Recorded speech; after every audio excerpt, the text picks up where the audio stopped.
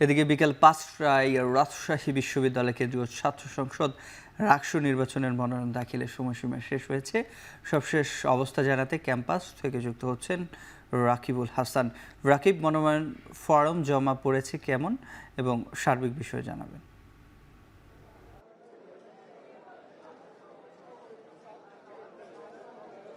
শিফাত, আসলে আমরা যেটি দেখছিলাম যে আজকে দিনের শুরুর দিকে আসলে মনোনয়নপত্র দাখিলের যে আজকে শেষ দিন, সে অনুযায়ী যতটা আসলে মনোনয়নপত্র পড়ার কথা ঠিক তেমনটা আসলে পড়তে দেখিনি। পরে দুপুরের পর থেকে কিন্তু আসলে মনোনয়নপত্র দাখিলের যে গতি সেটি আসলে বেড়েছে এবং একটা মন্থর অবস্থা থেকে এখন প্রায় উৎসবমুখর পরিবেশে প্রত্যেকটি ছাত্র যে ক্রীড়াশীল ছাত্র সংগঠনগুলো রয়েছে তাদের যে প্যানেল, সেই প্যানেলের দিক থেকে এবং স্বতন্ত্রভাবেও প্রার্থীরা কিন্তু তাদের মনোনয়নপত্র দাখিল আসলে করছেন। এখনো পর্যন্ত কিন্তু মনোনয়নপত্র দাখিল হচ্ছে এবং আমরা দেখছি কিছুক্ষণ আগে ছাত্রদল তাদের ঘোষিত প্যানেল নিয়ে মনোনয়নপত্র দাখিল করেছেন। এখন ছাত্র শিবির দাখিল করছেন এবং বাইরে অনেক প্রার্থী স্বতন্ত্র তারা অপেক্ষা করছেন এবং যতজন এসেছেন তাদের এই যে মনোনয়নপত্রগুলো সেগুলো কিন্তু জমা নেওয়া হবে। জানিয়ে রাখি আপনাকে যে রাকসুর যে 23টি পদ এবং সিনেটের 5টি, সব মিলিয়ে প্রায় 395টি ফর্ম উত্তোলন হয়েছিল এবং সেই ফর্মগুলো কিন্তু গত 2 দিন থেকে কিন্তু আসলে দাখিল করতে পারছেন শিক্ষার্থীরা এবং আজকে শেষ দিন।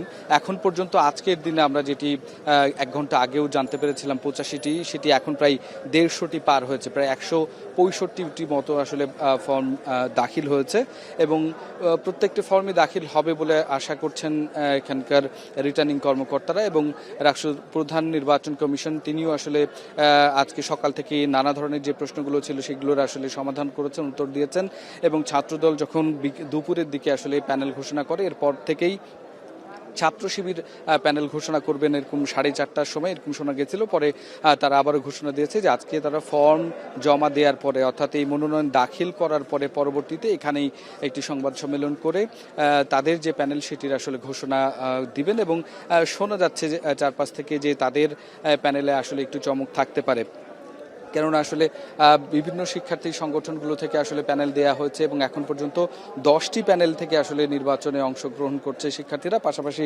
স্বতন্ত্র রয়েছে এবং অন্যান্য প্রার্থীতেও আসলে স্বতন্ত্র রয়েছে। তো সেই জায়গা থেকে একেবারেই একটি উৎসবমুখর পরিবেশ এখানে বিরাজ করছে। প্রত্যেকে এসেছেন, প্রত্যেকেই নিজের মতো স্বাধীন মতো আসলে তারা তাদের মনোনয়ন দাখিল করতে পারছেন এবং এই মনোনয়ন দাখিলের পরে কিন্তু 8 এবং 9 তারিখে যাচাই বাছাই এবং 10 তারিখে মনোনয়নপত্র খসড়া দেওয়া এবং পরবর্তীতে আসলে চূড়ান্ত করার পরে সেটি একেবারে 13 তারিখ পর্যন্ত আসলে মনোনয়ন প্রত্যাহার করতে পারবেন। তো শিফাত, রাজশাহী বিশ্ববিদ্যালয় থেকে রাকসু নির্বাচনের এই ছিল আমার কাছে সর্বশেষ খবর। রাকসু নির্বাচনের সবশেষ জানাচ্ছিলেন সহকর্মী রাকিবুল হাসান।